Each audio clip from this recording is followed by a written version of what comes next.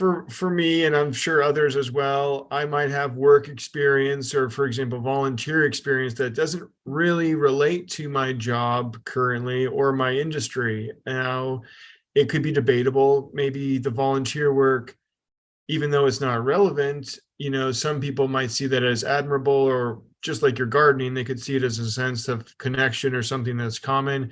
I doubt it's going to be too controversial, but in this day and age, you really don't know. So, what's your advice there? Is it better, where do you draw the line for personal and professional in LinkedIn? Because it's not your normal social media platform. It's not, Twitter. We're not on Instagram.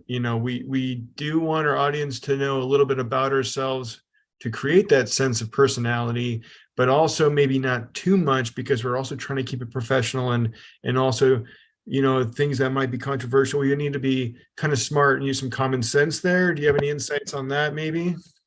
Sure. Now, I think that if you add a volunteering section to your profile, it's a positive move because it shows you as a good community citizen, somebody who likes to give back. And I think that stands you in good stead with a pretty good number of things. But you are right about the cause. And there might be some causes that could well be volunteering that may not appeal to everybody. And I think you do have to be a little bit careful around that. Now, it may not matter. You may only want to do business with or work for companies that have that same mindset, Sure. but also you might not want to put people off. So it is, where do you draw the line? Now, I'm not a Right. sporting person. We've already established I'm a gardening person. But if I put up would somebody who put up some skills related to a volunteer work that they were doing, say, at a cricket club or a rugby club, would that put me off? No, it wouldn't,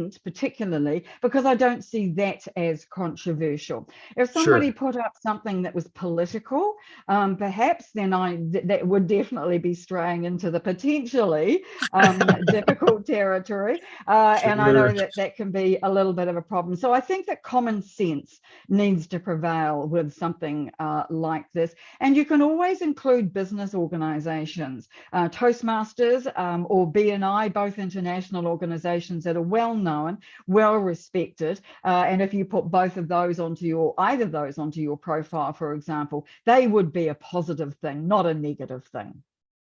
So Toastmasters is okay, and maybe I should include common sense in my skill list, is what you're saying. Not necessarily, but I All would like right. to think that most of us would have some common sense around these things, yes.